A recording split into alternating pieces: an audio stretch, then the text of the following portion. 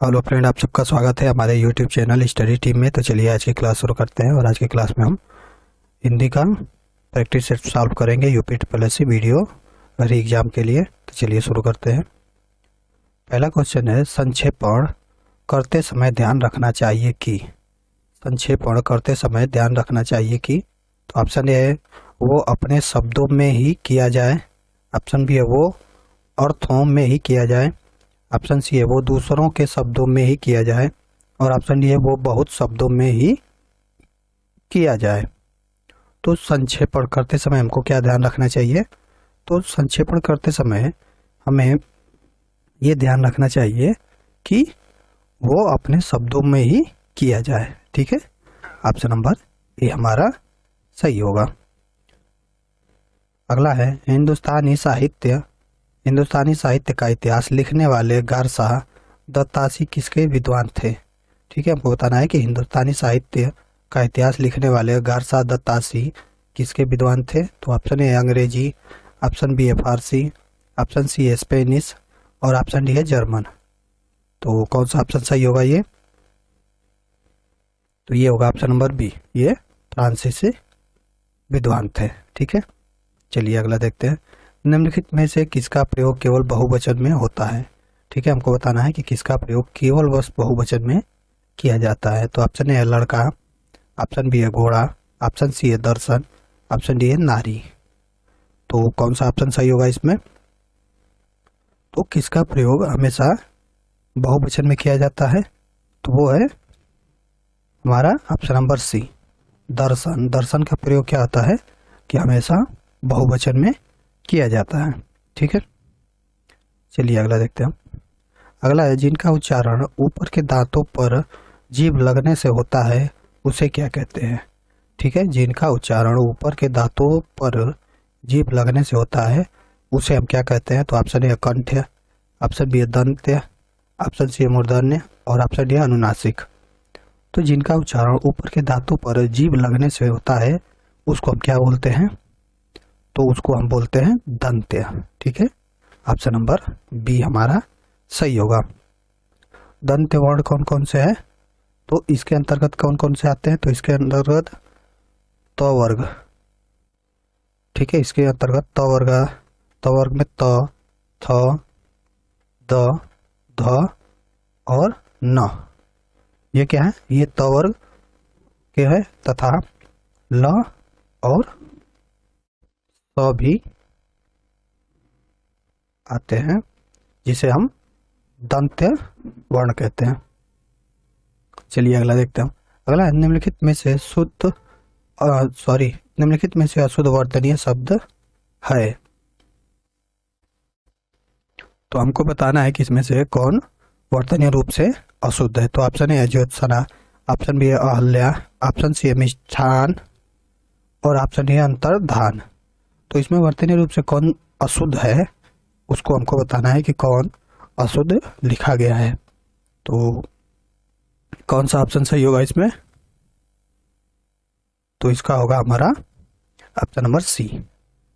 क्या है? ये मिष्ठान लिखा है, लेकिन ये मिष्ठान नहीं होता है। क्या होता है? इसका शुद्ध रूप होगा मिष्टान। ठीक है, इसका शुद्ध रूप क्या होगा? तो इसका शुद्ध रूप मिष्टान होगा। और बाकी जो सना, अहल्या और अंतर्ध्यान ये क्या है? ये शुद्ध रूप से लिखे गए हैं। अगला पढ़ते हैं। अगला है, निम्न नामों में से एक की वर्तनीय अशुद्ध है। ठीक है, हमको बताना है कि इन चारों ऑप्शन में किसका नाम वर्तनीय रूप से अशुद्ध लिखा गया है, उसको हमको बताना है। तो ऑप्शन ए है कौशल्या, ऑप्शन बी है मैथिली शरण गुप्त, ऑप्शन सी है मेघनाद और ऑप्शन सी है राहुल सांस्कृत्यायन। तो कौन सा नाम इसमें वर्तनीय रूप से अशुद्ध लिखा गया है? तो इसमें हमारा ऑप्शन नंबर डी क्या है? वर्तनीय रूप से अशुद्ध है। इसका शुद्ध रूप क्या होगा? तो इसका शुद्ध रूप होगा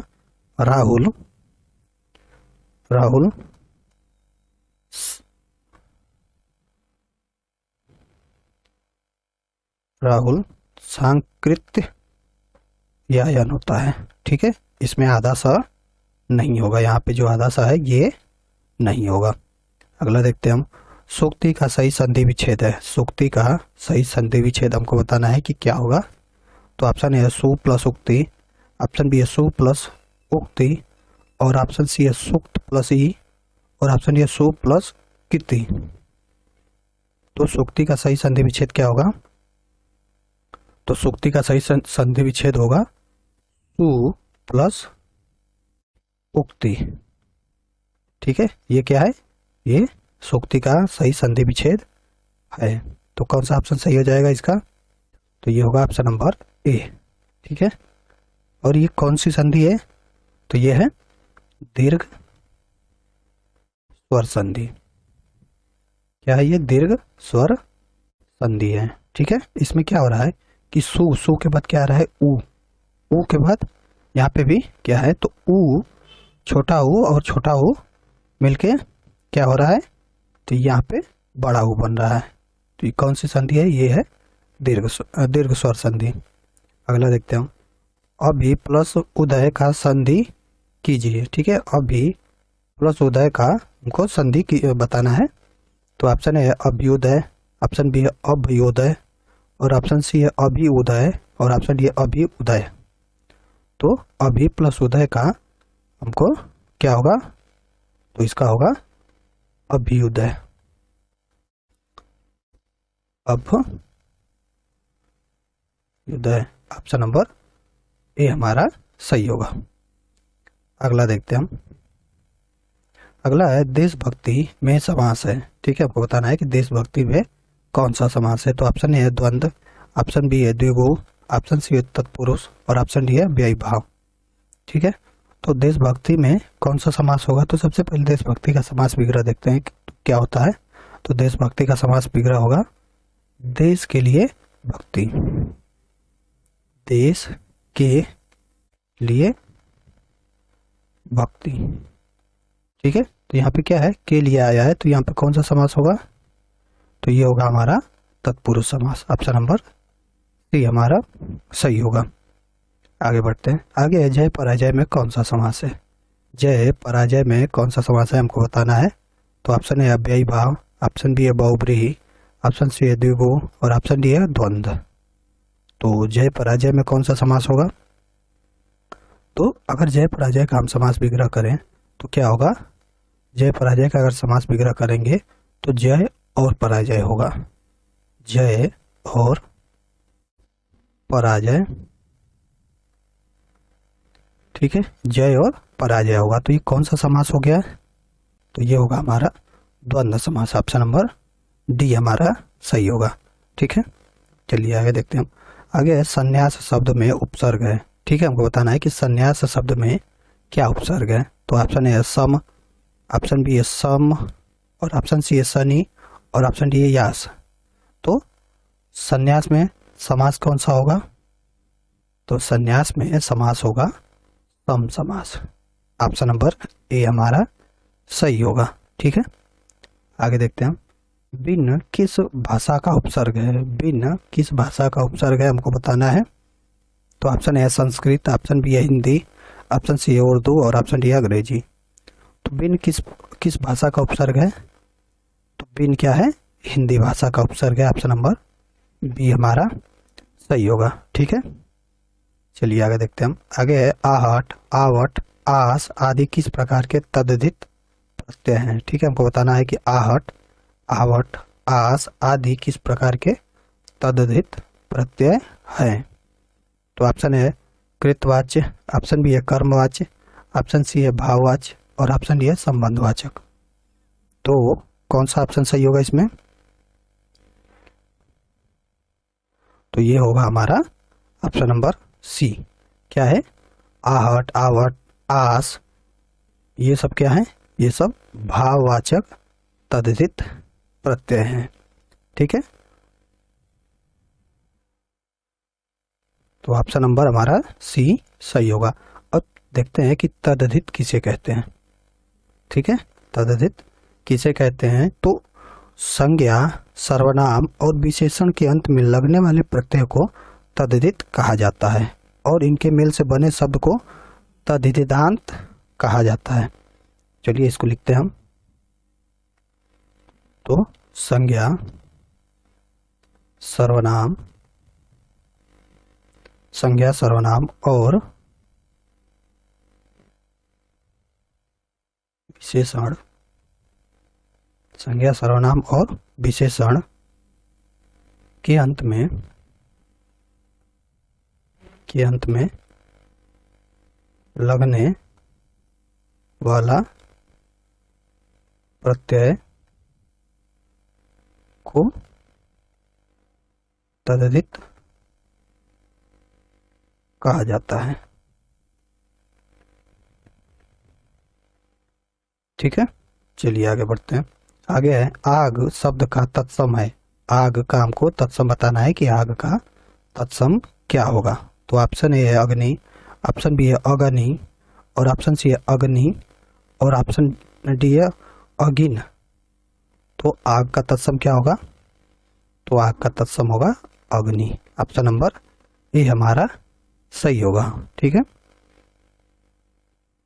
अगला है निम्नलिखित में से कौन सा शब्द तद्भव है। ठीक है, तद्भव बताना है कि कौन तद्भव है। तो ऑप्शन ए है खेत, ऑप्शन बी है त्रिकुटी, ऑप्शन सी है नाथ, और ऑप्शन डी है प्रभु। तो इसमें तद्भव कौन सा होगा? तो इसमें तद्भव खेत होगा। ऑप्शन नंबर ए हमारा सही होगा। खेत का तत्सम क्या होता है? तो इसका तत्सम होगा क्षेत्र। ठीक है, खेत का क्या होगा? क्षेत्र होगा। बाकी त्रिकुटी, नाथ और प्रभु ये सब क्या है? ये सब तत्सम है।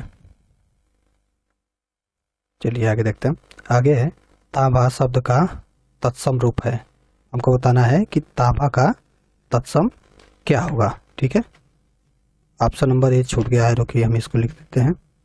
तो यहाँ पे होगा तांबा। तो ऑप्शन ए है तांबा, ऑप्शन बी है ताम्र, ऑप्शन सी है तांब, और ऑप्शन डी है ताम्र। तो तांबा का तत्सम क्या होगा? तो तांबा का तत्सम होता है ताम्र। ऑप्शन नंबर बी हमारा सही होगा। अगला देखते हैं। अगला है प्रिय का तद्भव शब्द है। प्रिय का तद्भव शब्द क्या है वो हमको बताना है। तो ऑप्शन ए है पिया, ऑप्शन बी है प्रेम, ऑप्शन सी है प्रिया, और ऑप्शन डी है प्यार। तो प्रिय का तद्भव क्या होगा? तो प्रिय का तद्भव होगा पिया। अगला है हमारे देश में जयचंदों की कमी नहीं है। में जयचंदो संज्ञा के किस भेद के अंतर्गत आता है? ठीक है, हमको बताना है कि हमारे देश में जयचंदों की कमी नहीं है में जो जयचंदो यहाँ पे प्रयोग किया गया है ये संज्ञा के किस भेद के अंतर्गत आता है? तो ऑप्शन ए है व्यक्तिवाचक, ऑप्शन बी है समूहवाचक, ऑप्शन सी है जातिवाचक, और ऑप्शन डी है भाववाचक। तो कौन सा ऑप्शन सही होगा इसमें? तो इसमें होगा हमारा जातिवाचक। ऑप्शन नंबर सी हमारा सही होगा। ठीक है, चलिए आगे देखते हैं। आगे निम्न में से भाववाचक संज्ञा है। ठीक है, भाववाचक संज्ञा बताना है कि कौन भाववाचक संज्ञा है। तो ऑप्शन ए है पराया, ऑप्शन बी है अपना, ऑप्शन सी है जागरण, और ऑप्शन डी है सभ्य। तो इसमें भाववाचक संज्ञा क्या होगा? तो ये होगा अपना ऑप्शन नंबर सी। जागरण क्या है? भाववाचक संज्ञा है। अगला देखते हैं। अगला है कोई आ रहा है। वाक्य में कोई किस प्रकार का सर्वनाम है? कोई आ रहा है वाक्य में कोई किस प्रकार का सर्वनाम है हमको बताना है। तो ऑप्शन ए है अनिश्चयवाचक, ऑप्शन बी है निश्चयवाचक, ऑप्शन सी है संबंधवाचक, और ऑप्शन डी है निजवाचक। तो कौन सा ऑप्शन सही होगा इसमें? तो कोई आ रहा है, यहाँ पे कोई क्या है? कोई अनिश्चयवाचक सर्वनाम है। ऑप्शन नंबर ए हमारा सही होगा। अगला है प्रखर शब्द है। प्रखर शब्द है। तो ऑप्शन ए है संज्ञा, ऑप्शन बी है प्रविशेषण, ऑप्शन सी है क्रिया विशेषण, और ऑप्शन डी है विशेषण। तो प्रखर शब्द क्या है? प्रखर शब्द है विशेषण। ऑप्शन नंबर डी हमारा सही होगा। ठीक है, विशेषण किसे कहते हैं? तो जो शब्द संज्ञा या सर्वनाम की विशेषता बताता है उसे हम विशेषण कहते हैं। चलिए आगे देखते हैं। आगे है वह खेल रहा है में किस प्रकार की क्रिया है? वह खेल रहा है में किस प्रकार की क्रिया है? तो ऑप्शन ए है कृदंत, ऑप्शन बी है कर्मक, ऑप्शन सी है सकर्मक, और ऑप्शन डी है संयुक्त। तो वह खेल रहा है में कैसी क्रिया होगी? तो वह खेल रहा है, ये क्या है? ये वाक्य अकर्मक क्रिया का उदाहरण है। ठीक है, अकर्मक क्रिया का उदाहरण है। ऑप्शन नंबर बी हमारा सही होगा। ठीक है, चलिए आगे देखते हैं हम। आगे है, वह हमेशा अपने भाई के गीत गाता रहता है। वह हमेशा अपने भाई के गीत गाता रहता है। वाक्य में डैश डैश अव्यय पद, हमको बताना है कि इसमें अव्यय पद कौन सा है। ठीक है, तो ऑप्शन ए है वह, ऑप्शन बी है हमेशा, ऑप्शन सी है अपने, और ऑप्शन डी है गीत। तो इसमें अव्यय पद कौन सा होगा? तो ये होगा ऑप्शन नंबर बी हमारा सही होगा, हमेशा। ठीक है, आगे बढ़ते हैं। आगे, उनके बिना तुम कुछ नहीं हो। वाक्य में संबंध बोधक शब्द कौन सा है? उनके बिना तुम कुछ नहीं हो, वाक्य में संबंध बोधक शब्द हमको बताना है कि कौन संबंध बोधक शब्द है। तो ऑप्शन ए है उनके, ऑप्शन बी है बिना, ऑप्शन सी है तुम, और ऑप्शन डी है कुछ। तो कौन सा ऑप्शन सही होगा? तो इसमें संबंध बोधक कौन सा है? तो ये होगा ऑप्शन नंबर बी, बिना क्या है? ये संबंध बोधक शब्द है। ठीक है, चलिए आगे देखते हैं हम। आगे, निम्नलिखित में से कौन सा शब्द आंख का पर्यायवाची नहीं है? ठीक है, हमको बताना है कि आंख का पर्यायवाची कौन नहीं है। तो ऑप्शन ए है अधि, ऑप्शन बी है नयन, ऑप्शन सी है दृग, और ऑप्शन डी है दृगम्बु। तो कौन आंख का पर्यायवाची नहीं है इसमें? तो ये ऑप्शन नंबर डी, ये क्या है? ये आंख का पर्यायवाची नहीं है। ये किसका पर्यायवाची है? तो ये है आंसू का पर्यायवाची। ठीक है, ये आंसू का पर्यायवाची है। बाकी अधि, नयन और दीर्घ ये सब आंख के पर्यायवाची हैं। अगला है, देवता का पर्यायवाची शब्द है। हमको बताना है कि देवता का पर्यायवाची क्या है। तो ऑप्शन है विबुध, ऑप्शन बी है अतनु, ऑप्शन सी है जीवनपति, और ऑप्शन डी है कोविद। तो कौन सा ऑप्शन सही होगा इसमें? तो देवता का पर्यायवाची क्या है? तो देवता का पर्यायवाची हमारा विबुध है, ऑप्शन नंबर ए। ठीक है, तो देवता का और पर्यायवाची क्या होता है? तो एक तो विबुध हो गया, फिर दूसरा हो गया देव, सुर, अमर, अजर आदि, ये सब क्या है? देवता के पर्यायवाची है। चलिए आगे देखते हैं। आगे है, अवर का विलोम शब्द है। अवर का विलोम शब्द क्या है? तो ऑप्शन ए है प्रवर, ऑप्शन बी है लघु, ऑप्शन सी है सुवर, और ऑप्शन डी है कनिष्ठ। तो अवर का विलोम क्या होगा?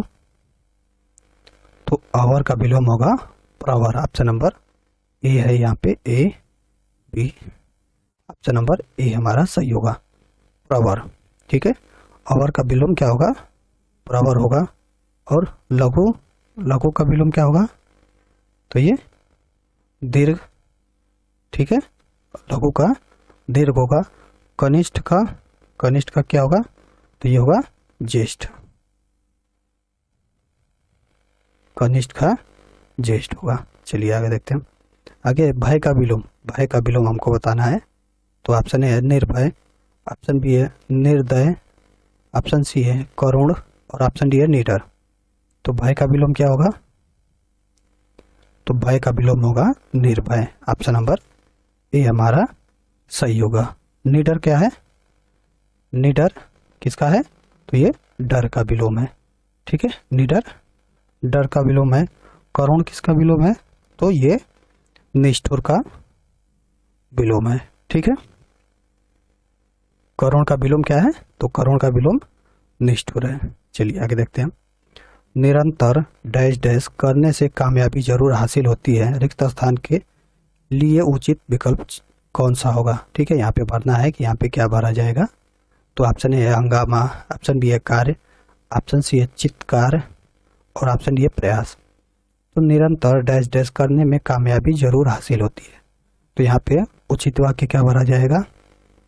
यहाँ पे होगा कि निरंतर प्रयास करने से कामयाबी जरूर हासिल होती है। यहाँ पे क्या होगा? प्रयास होगा। ऑप्शन नंबर डी हमारा सही होगा। अगला है वायुयान के उतार चढ़ाव से यात्री घबरा गए पर चालक ने उन्हें डैश डैश किया। यहाँ पे क्या भरा जाएगा वो हमको बताना है। तो वायुयान के उतार चढ़ाव से यात्री घबरा गए पर चालक ने उन्हें डैश डैश किया। यहाँ पे क्या भरा जाएगा? तो हमारा ऑप्शन है आश्वस्त, ऑप्शन बी है संतुष्ट, ऑप्शन सी है निरस्त और ऑप्शन डी है विश्वस्त। तो यहाँ पे कौन सा ऑप्शन सही होगा? तो यहाँ पे होगा कि क्या, कौन सा ऑप्शन? तो ये होगा हमारा ऑप्शन नंबर ए। क्या है? वायुयान के उतार चढ़ाव से यात्री घबरा गए पर चालक ने उन्हें क्या किया? आश्वस्त किया। ऑप्शन नंबर ए हमारा सही होगा। अगला है जिसकी कोई उपमा न दी जा सके वाक्य के लिए एक शब्द होगा।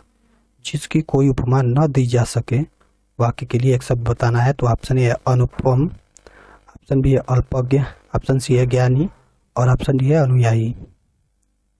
तो जिसकी कोई उपमा न दी जा सके उसके लिए एक शब्द क्या होगा? तो जिसकी उपमा न दी जा सके उसके लिए अनुपम। ऑप्शन नंबर ए हमारा सही होगा। ठीक है, आगे देखते हैं। आगे है जंगल में लगने वाली आग को क्या कहते हैं? जंगल में लगने वाली आग को क्या कहते हैं? तो ऑप्शन ए है वनाग्नि, ऑप्शन बी है दावानल और ऑप्शन सी है जठराग्नि और ऑप्शन डी है वाडवानल। तो कौन सा ऑप्शन सही होगा? तो ये होगा हमारा, तो जंगल में लगने वाली आग को दावानल कहते हैं। ऑप्शन नंबर बी सही होगा। ठीक है, और पेट की आग में पेट की आग को क्या बोलते हैं? तो पेट की आग को जठराग्नि बोलते हैं। पेट की आग। ठीक है, चलिए आगे देखते हैं।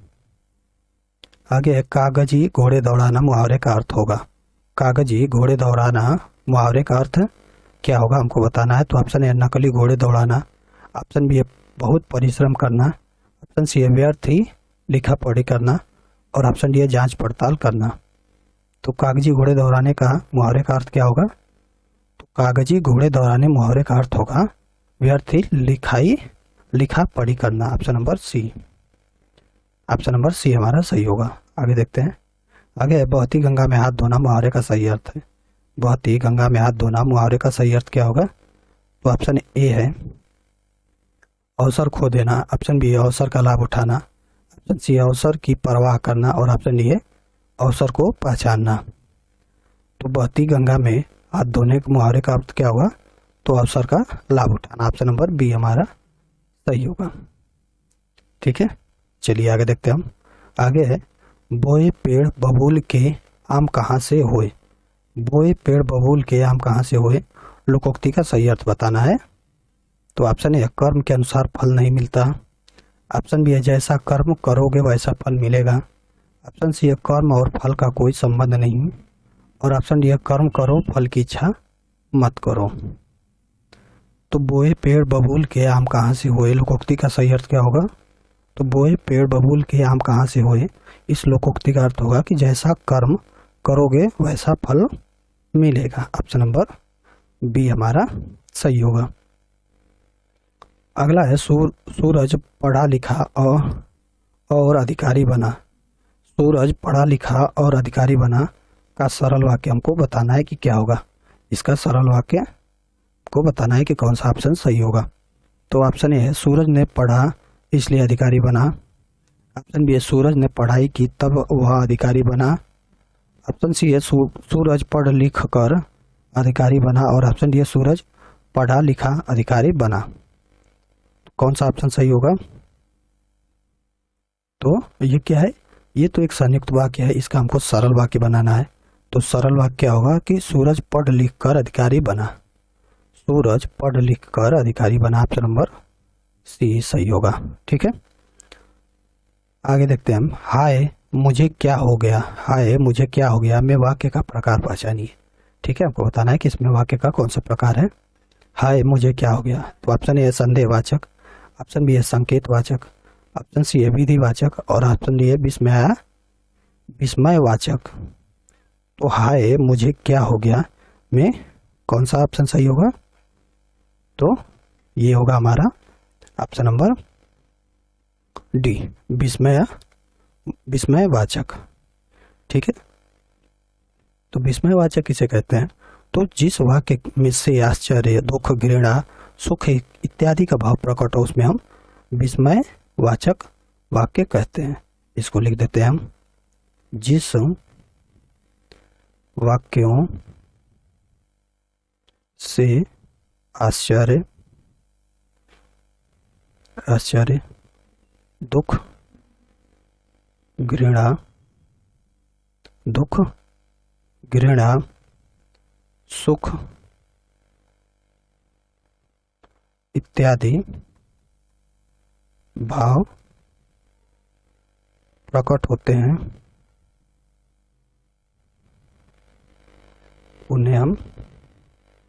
उन्हें विस्मयवाचक वाक्य कहते हैं।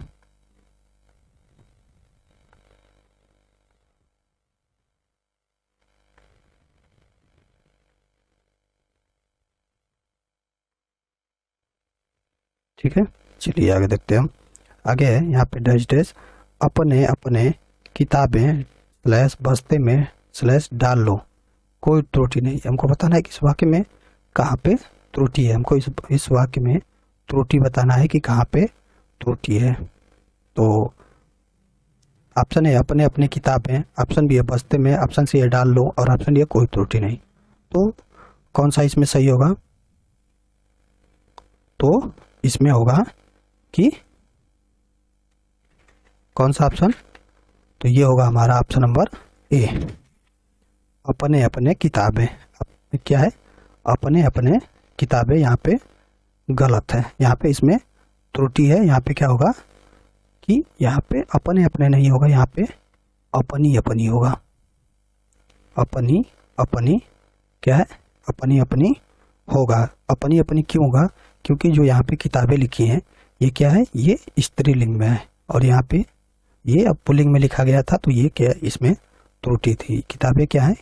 यहाँ पे स्त्रीलिंग में है, तो यहाँ पे स्त्रीलिंग के लिए अपनी का प्रयोग होगा। ठीक है, तो ऑप्शन नंबर ए हमारा सही होगा। अगला देखते हैं हम कि जब वाक्य की क्रिया के लिंग, वचन और पुरुष, कर्ता अथवा कर्म के लिंग, वचन और पुरुष के अनुसार न होकर एक वचन पुल्लिंग तथा अन्य पुरुष हो, तब वाक्य में कौन सा वाच्य होता है? ठीक है, चलिए इसको हम देखते हैं कि ऑप्शन ए है कर्मवाच्य, ऑप्शन बी है कृतवाच्य, और ऑप्शन सी है भाववाच्य, और ऑप्शन डी है इनमें से कोई नहीं। तो कौन सा ऑप्शन सही होगा? तो ये होगा हमारा ऑप्शन नंबर सी, भाववाच्य। ठीक है, जब वाक्य की क्रिया के लिंग, वचन और पुरुष, कर्ता अथवा कर्म के लिंग, वचन और पुरुष के अनुसार न होकर एक वचन पुल्लिंग तथा अन्य पुरुष हो, तब वहाँ क्या होता है? वहाँ भाववाच्य होता है। ठीक है, आगे बढ़ते हैं। आगे, दशरथ के पुत्र राम ने रावण को मारा। दशरथ के पुत्र राम ने रावण को मारा, इस वाक्य में कौन सा पद कारक बनने की सबसे कम योग्यता रखता है? ठीक है, हमको बताना है कि दशरथ के पुत्र राम ने रावण को मारा, इस वाक्य में कौन सा पद है जो कारक बनने की सबसे कम योग्यता रखता है? तो ऑप्शन ए है राम, ऑप्शन बी है रावण, ऑप्शन सी है दशरथ, और ऑप्शन डी है पुत्र। तो कौन सा ऑप्शन सही होगा? तो इसमें होगा हमारा ऑप्शन नंबर सी। क्या है? तो दशरथ। ठीक है, दशरथ हमारा सही होगा। चलिए आगे देखते हैं हम। आगे अपदान कारक उत्तम पुरुष बहुवचन रूप होगा। अपदान कारक उत्तम पुरुष बहुवचन रूप कौन सा है हमको बताना है। तो ऑप्शन ए है मुझसे, ऑप्शन बी है हमसे, ऑप्शन सी है मुझको, और ऑप्शन डी है हमको। तो कौन सा ऑप्शन सही होगा? तो अपदान कारक क्या होता है? तो अपदान कारक का उत्तम पुरुष और बहुवचन हमको बताना है। तो ये क्या होगा? तो ये होगा हमसे। ठीक है, हमसे क्या है? ऑप्शन नंबर बी हमारा सही होगा। अगला देखते हैं हम। अगला, इनमें से कौन सा शब्द पुल्लिंग नहीं है? ठीक है, हमको बताना है कि कौन इसमें से पुल्लिंग नहीं है। तो ऑप्शन ए है बनावट, ऑप्शन बी है छाता, ऑप्शन सी है सूर्य, और ऑप्शन डी है अमरूद। तो इसमें से कौन पुल्लिंग नहीं है वो हमको बताना है। तो क्या है कि बनावट क्या है, बनावट पुल्लिंग नहीं है। ये क्या है, ये स्त्रीलिंग है। बनावट क्या है, स्त्रीलिंग है। ठीक है। और बाकी छत, सूर्य, अमरूद, ये सब क्या है, ये सब पुल्लिंग है, ये सब पुल्लिंग है। ठीक है। आगे देख, अगला क्वेश्चन है, छात्र स्कूल गए थे, इस वाक्य में भूतकाल का कौन सा रूप है। छात्र स्कूल गए थे, इस वाक्य में भूतकाल का कौन सा रूप है हमको बताना है। तो ऑप्शन ए है पूर्ण भूतकाल, ऑप्शन बी है संदिग्ध भूतकाल, ऑप्शन सी है सामान्य भूतकाल और ऑप्शन डी है पूर्ण भूतकाल। तो छात्र स्कूल गए थे, इसमें भूतकाल का कौन सा रूप है। तो छात्र स्कूल गए थे, इसमें क्या है, पूर्ण भूतकाल है। ठीक है, पूर्ण भूतकाल ऑप्शन नंबर ए हमारा सही होगा। पूर्ण भूतकाल क्या होता है कि जब क्रिया की समाप्ति के समय का स्पष्ट बोध होता है कि क्रिया को समाप्त हुए काफी समय बीत गया है, तो वहां क्या होगा, पूर्ण भूतकाल होगा। ठीक है, चलिए इसको लिख देते हैं हम। जब क्रिया की समाप्ति, क्रिया की समाप्ति की समय का स्पष्ट बोध हो, स्पष्ट बोध होता है कि क्रिया को समाप्त हुए, क्रिया को समाप्त हुए काफी समय बीत गया है,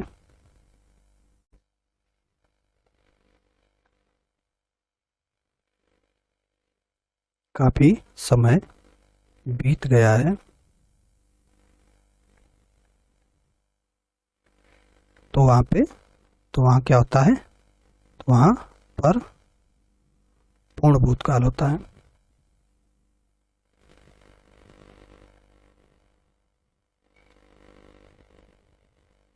ठीक है, चलिए आगे देखते हैं हम।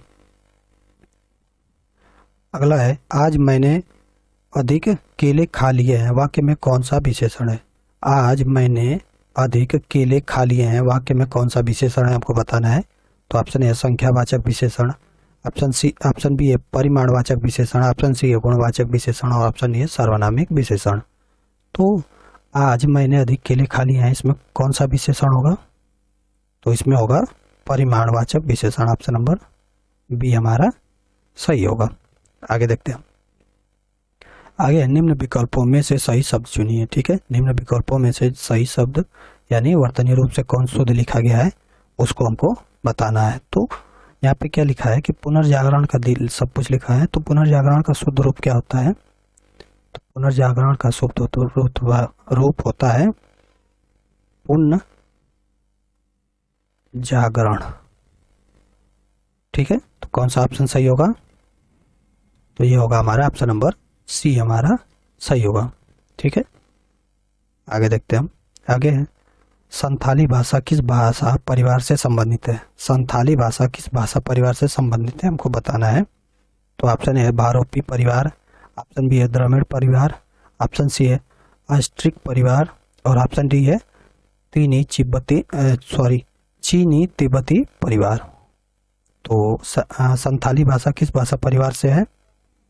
तो संथाली भाषा क्या है, अस्ट्रिक परिवार से है। ऑप्शन नंबर सी हमारा सही होगा। ठीक है, चलिए आगे देखते हैं। आगे निम्नलिखित में से एक पश्चिमी हिंदी वर्ग की बोली नहीं है। ठीक है, हमको बताना है कि कौन सी बोली है जो पश्चिमी वर्ग की बोली नहीं है। तो ऑप्शन ए है कन्नौजी, ऑप्शन बी है छत्तीसगढ़ी, ऑप्शन सी है ब्रज और ऑप्शन डी है खड़ी बोली। तो कौन सा ऑप्शन सही होगा। तो ये होगा हमारा ऑप्शन नंबर बी, छत्तीसगढ़ी क्या है। तो ये पश्चिमी हिंदी वर्ग की बोली नहीं है। ये कहाँ की है। तो ये पूर्वी हिंदी बोली है, ये पूर्वी हिंदी बोली है। ठीक है, अगला देखते हैं हम। अगला है टेस्टिमोनियल का हिंदी अनुवाद है। टेस्टिमोनियल का हिंदी अनुवाद क्या है। तो ऑप्शन है अनुशंसा पत्र, ऑप्शन बी है प्रशंसा पत्र, ऑप्शन सी है प्रमाण पत्र और ऑप्शन डी है परिचय पत्र। तो टेस्टिमोनियल का हिंदी अनुवाद क्या होगा। तो ये होगा हमारा ऑप्शन नंबर कौन सा ऑप्शन सही होगा? तो ये होगा ऑप्शन नंबर सी, प्रमाण पत्र। ठीक है, कौन सा? तो प्रमाण पत्र हमारा सही होगा। अगला क्वेश्चन है, a vulgar mind is one who would like to command of asking और रिक्वेस्टिंग।